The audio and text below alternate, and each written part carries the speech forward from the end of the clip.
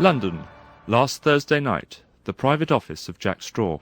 Now, Mr. Straw, Pinochet's had his tests. Now we need to establish if you're fit enough. Fit enough? To be Home Secretary. Because high office can be quite a trial. Well, fire away. I'm best on pink questions, by the way. Entertainment. Don't ask me anything about history, and I'm totally hopeless at yellow. All right, well, we'll start with the easy ones. Name? Jack Straw. Year? 2000. Why are you deporting alleged Nazi war criminal Konrad Kelesh to Australia? Because, it's a long way away. What about the damning evidence from the US Justice Department? Was it, are you being served? And have you considered the Australian War Crimes Commission? Yes, I know this. Roy Kinnear. Does your attitude to that alleged murderer contradict your attitude to Pinochet? I think I'll phone a friend. You see, Mr. Straw, you're confused, demented. Why don't you just resign? I do know this one. It's because I'm a spineless, cynical politician who's always passing the buck. Is the right answer.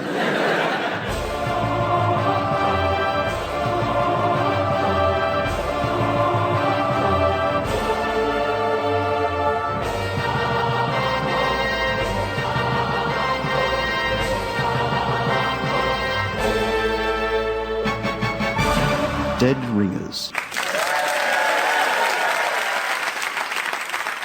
Good evening, I'm Hugh Edwards. The headlines this evening.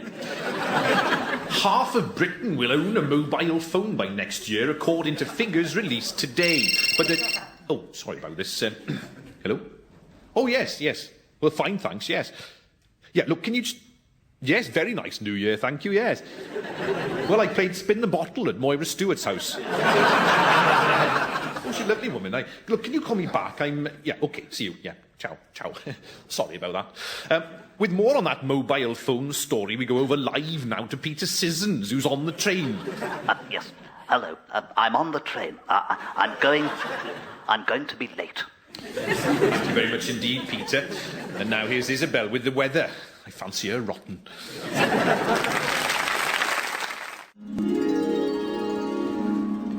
Once upon a time, Mummy Blair and Daddy Blair found out that they were expecting Baby Blair.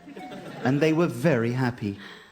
Oh, Daddy Blair, I'm so happy that my rather frightening Joker out of Batman-style outrageously large grin is even bigger than normal. Yes, well, it certainly is, Mummy Blair. And what's funny is that when Baby Blair is born, it will look exactly like that nasty little William Hague who lives in the village. Who? Baldilocks? Yes. When the baby's born, it'll be Baldilocks and the three Blairs. Yes, wide smiles. Well, we'd better get you checked over, I suppose. I'll just book an appointment with our spin doctor. And so Mummy Blair and Daddy Blair made preparations for the big day. They knocked through next door where the fat squatter lived, bought lots of baby clothes, and organised as many public relations exercises as they could fit in. Meanwhile, Baldilocks had found out. Theon, have you seen this? Mummy Blair and Daddy Blair are having a baby. Their ratings will go through the roof. What can we do? Well, why don't we have one? You are you insane, woman? We'd have to have sex first. Oh, God. Oh, yeah, I never thought about that. Oh, it's no good. I'm just going to have to steal all of Daddy Blair's policies instead. And so Baldilocks broke into the three Blairs' house and started going through all of Daddy Blair's policies. Right, let's try this one. Oh, no, a bit too far to the left for me. So he tried another policy. Oh, no, a bit too similar to many of my own. But the third policy was just right. A private-public split on ownership of the London Underground. I'll have that. So Baldilocks stole the policy and ran back into the scary woods, where a big, ugly, horrible, weird monster tried to gobble him up. Michael Portillo, what are you doing here? And that's the end of our Tory. Wide smile and starey eyeballs.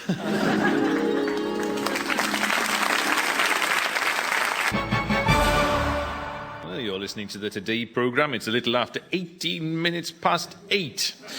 Now, England's cricketers out in South Africa have lost yet another test series, and there's rumours that they've simply run out of new excuses. Nasser Hussain joins me now. Nasser, is it true? No, it's not true. John, no. Odd bags of new excuses. We lost because there was an alien spaceship hovering around the ground, and it was metallic. And the gleam from the ship caused our middle order batsmen to be dazzled. and things. Well, I'm just hearing from Bill Frindle that excuse was first used in 1930 by Johnny Won't Hit Today Douglas. Right. So, Yeah. We lost because of badgers. Yeah, during the tea interval, the dressing room was invaded by badgers. Well, I'm sorry, NASA, but that was used when we lost in the World Cup Yeah, by Alex Stewart last summer. Yes, yeah, Alex right, Stewart, yeah. that's right. Now, NASA, why can't you just admit that England are rubbish? OK, I admit it. We're no good. Ah, at last. We're no good. Because of the millennium bug. Come on, no one's used that one before, isn't it? It's topical.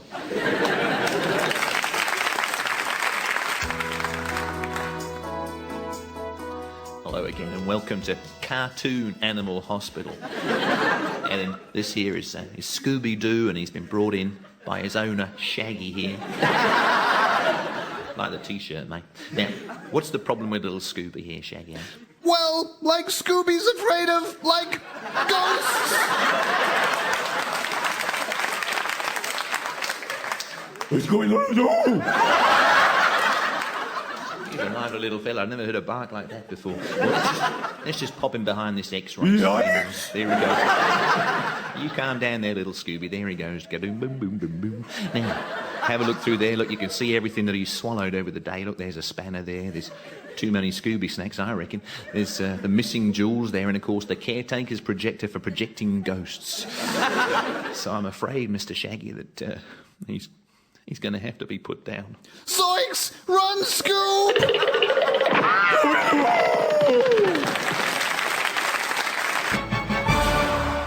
Jerry, I believe you have some demands. Thank you, Senator Mitchell. I'd like the IRA to keep its weapons, and I want an end to all Orange Order marches in Northern Ireland forever. Reverend Paisley? I want to say this! Mr. Adams, that's fine by me. How refreshing. How Heineken. Give my attention his name, please. My name is the Doctor. Pardon? My name is the Doctor. You asked my name. No. What name are you looking for, sorry? Oh, I'm very sorry. Do forgive me. I'm looking for the Master. The Master? Yes. And you're the Doctor?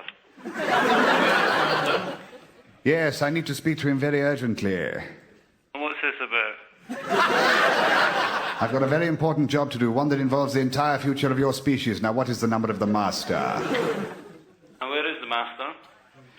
He's in Gallifrey. Gallifrey? Yes. How are you spelling Gallifrey? Gallifrey. Can you find that? The Master have a first name? It has never been discovered. He is pure evil. I'll just have a search for that then, okay? I'm speaking to the man.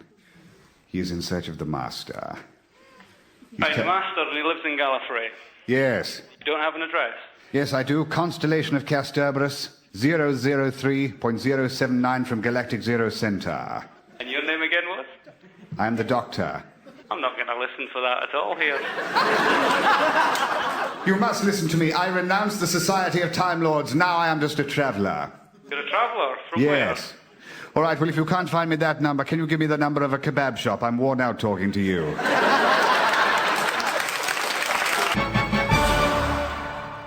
Cliff, I'm telling you, I loved your Millennium Prayer. Yeah, okay,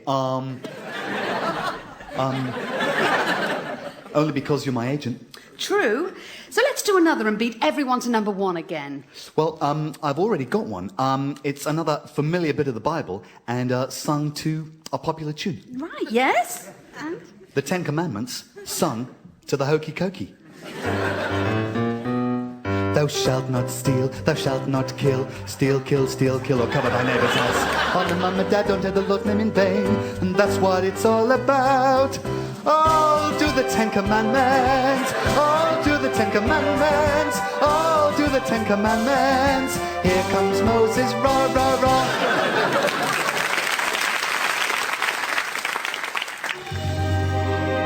Welcome to the second series of Walking with Dinosaurs. Once again, the BBC has consulted the finest minds in paleontology and archaeology to establish exactly how these prehistoric creatures lived their lives. And we haven't just made up loads of stuff like last time, honest. Tyrannosaurus rex, the fiercest meat-eater of the late Cretaceous era.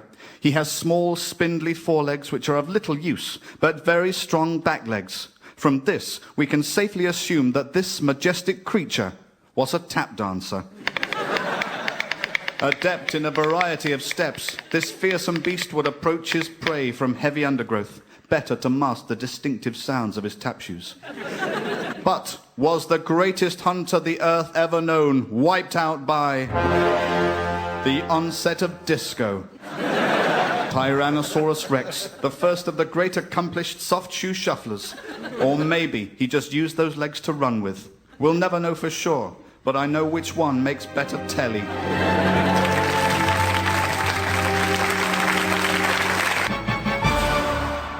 So, my producer, he said to me, Ronnie. No, he did. He said, Ronnie said, it's been a funny old week. George Harrison and his wife were attacked by a knife-wielding maniac. Liam Gallagher has announced that he and Patsy are now planning to get stabbed sometime early in the new year. A vicious, mass-murdering Nazi war criminal is to leave Britain after spending years in an old people's home. The authorities are furious. He's the most enthusiastic member of staff they've had in ages. New Irish Education Minister, Mr. Martin McGuinness, issued a statement today saying that he'll be putting emphasis on the 3 R's: reading, writing, and republicanism. It's the way I tell him. Cabbies in Taiwan are being offered free courses in speaking the English language. If the scheme's a success, it might even be extended to cabbies in England as well. And finally, France is still recovering after torrential rain. Several people were pulled out of floods in a condition described tragically as washed.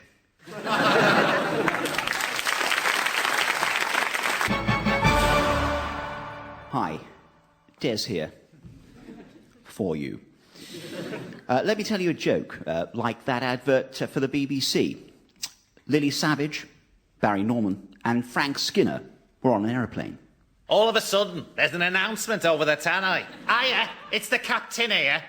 I'm afraid we're losing altitude. And why not? If there's any excess talent aboard, your help would be greatly appreciated. On hearing this, Frank Skinner stands up and says, Right then, I'm jumping off the plane.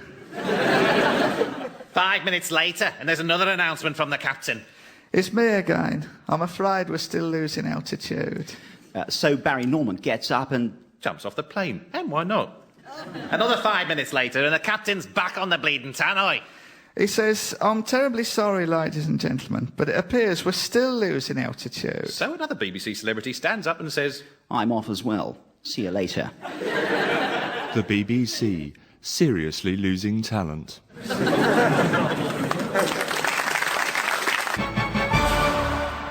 BBC Radio 4.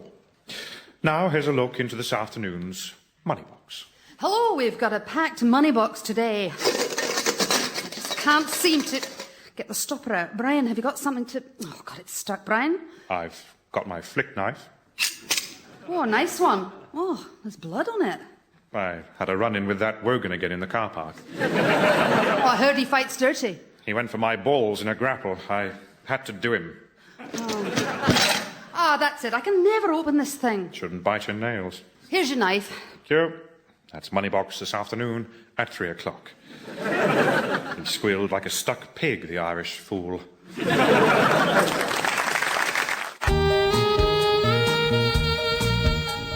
Welcome back to Cartoon Animal Hospital. Now, here's a poor little fella. He's a cat. His name's Tom, and he's been brought in by a huge black housekeeper. Now, Tom seems to have swallowed an anvil, and the bottom half of his body is now shaped exactly like an anvil.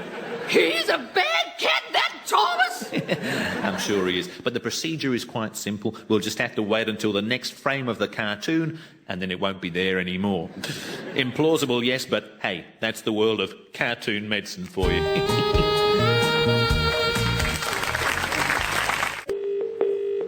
Well, mine, strike through his name, please.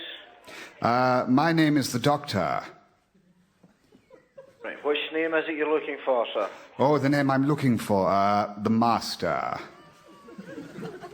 Is that right, sir? Yes? Could you find that for me? Where does the Master live, sir? He lives in Gallifrey, constellation of Castorberus, 0.703 from 03 Galactic Zero Center. I think that might be international directory.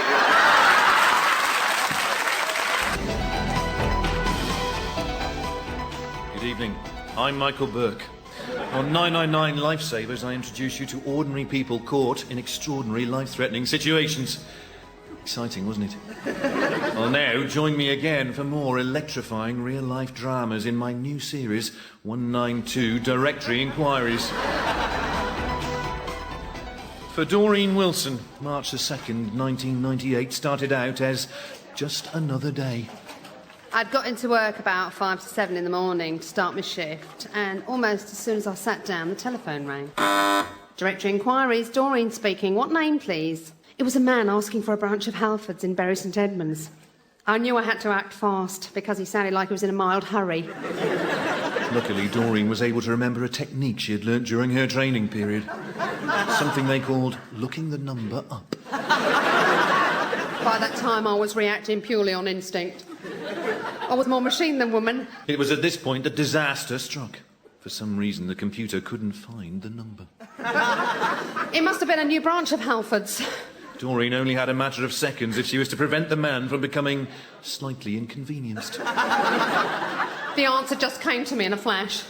I can give you the number for Halford's head office in Brentford if you like. Could you have displayed the same presence of mind as Doreen in a similar situation? Well, thanks to her calm composure, a man was able to order an inner tube from Halford's in Bury St Edmunds and save himself a long trip to Ipswich. Next week, join me, Michael Burke, for a brand new series, 1471, Who Was It? Until then, goodbye.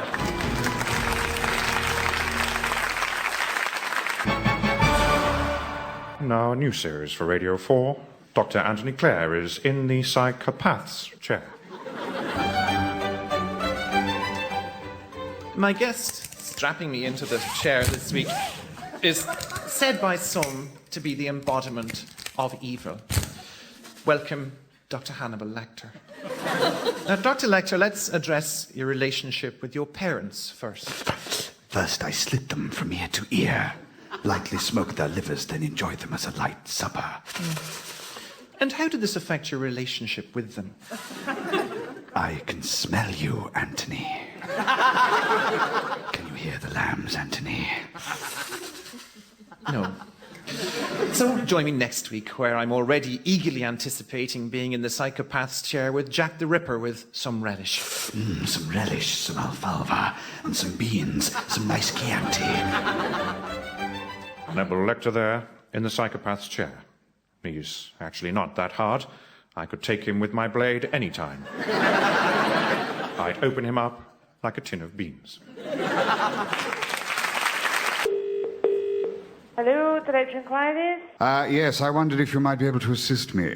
Uh-huh. Well, can you or can you not? It depends on what you're looking for, sir. My name is the Doctor. I travel through space and time. Are you looking for a number? Yes, I am. I wondered if you could give me the number of the Master. Can you do that for me? Unless you're looking for a proper number, then I'm going to have to terminate your call. Yes, I am. If you would look up Master, I'm sure you will find it. I know it's in existence. What does your computer say when you dial in Master?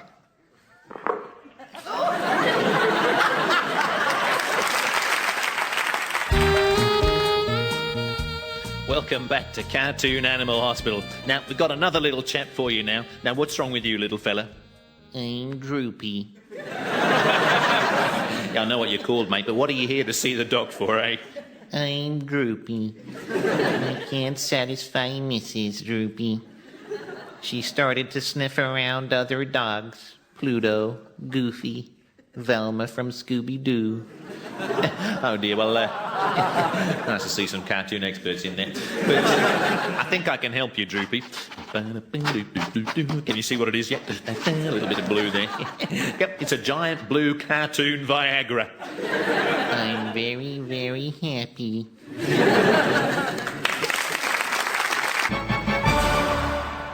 David. Oh, David, get out of my knicker drawer. Come on. Come and play Trivial Pursuit. All right, Victoria. OK, green. Science and nature. What is Einstein's most famous equation? E=mc². How refreshing. How Heineken.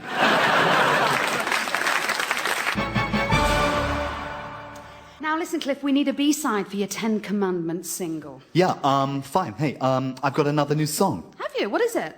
It's the Sermon on the Mount to the tune of EastEnders. Another terrible idea. They'll love it. Yeah, okay. 1, 2, 3, 4. Blessed are the peacemakers, for they shall be called the sons of God. Blessed are the pure in heart. Hi there, shoppers. It's Supermarket Sweep. And marvellous. Now here's today's contestant. It's Jeffrey Archer. Here's the beep. And he's off. Oi, you! Stop that bloke! Oi, come back with them suits you haven't paid! Join me next time on Supermarket Sweep when I'll be shopping him to the pigs. Goodbye!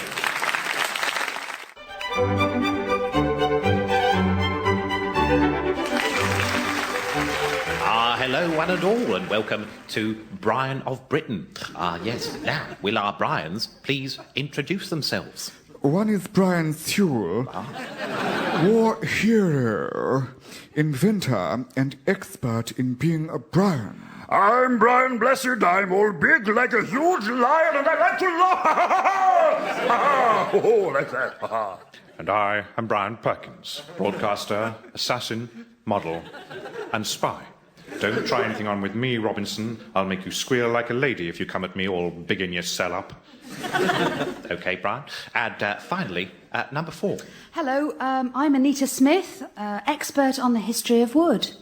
Well, I'm afraid, Mrs. Smith, that you face immediate disqualification. I'm dreadfully sorry, as your name, sadly for you, is not Brian. Well, I can have it changed. Goodbye, Mrs. Smith. Now, you think that I am the best, don't you? You think that I am the best, Brian? Why, yes, Brian Perkins. Who could deny you? This is an outrage, simply typical of everything that... Shush. Who's the daddy? It's me, Brian Perkins. I'm the daddy now. I like this. That's my catchphrase. And good night, and thank you very much.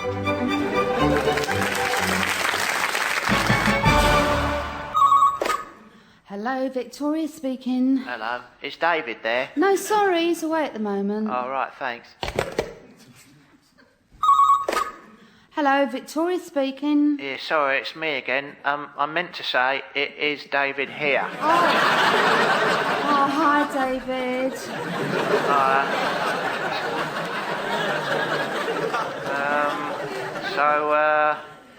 How's Brooklyn? Oh, he's okay. Cool.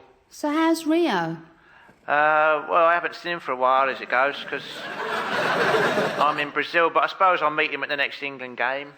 Oh, what about the old lingo, then? Have you spoken any Brazilian? No, Brazilian people don't speak Brazilian, silly. Oh, so what do they speak? Welsh. Here, David, did you hear about Mel G and Jimmy Goldtees, whatever his name is? Yeah. They're going to separate. They've written a joint statement. Ah. You don't think that could happen to us, do you, David? Nah, you'd have to write it all by yourself. Do you like my new skirt? I can't see it from here, can I? Oh, I'll hold it up to the phone. Hang No! on. Don't hold your skirt up. People will see my thong. Well, I better be going anyway, because our first match kicks off in half an hour. All right, good luck, darling. Anyway, oh yeah, while you're there, can you have a look at CFAX? Want to find out whether I score? Hey? Well, because we're 3 hours behind over here, so you'll know the result over there. Oh, right, it's clever. Oh, no, don't tell me, because I'll tell I'll watch the highlights later on. Love you. Love you too. Love you 5. Bye.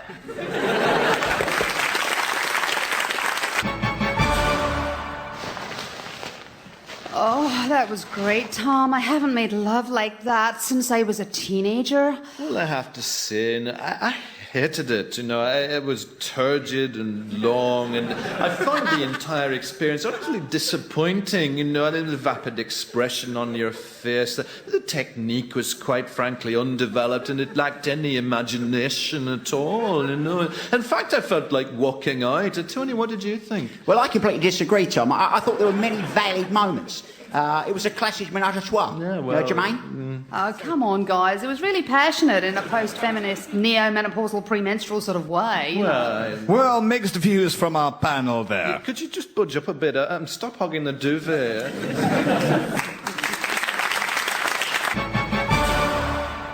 So, it's me again.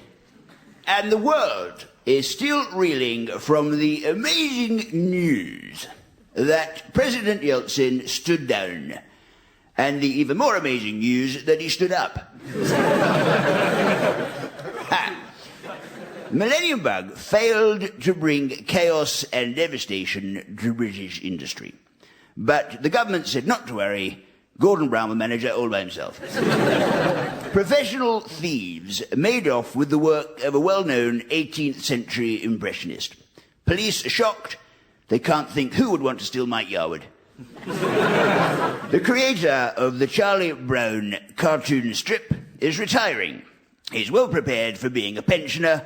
He spent most of his life drawing peanuts every weekend. And it's good night from me.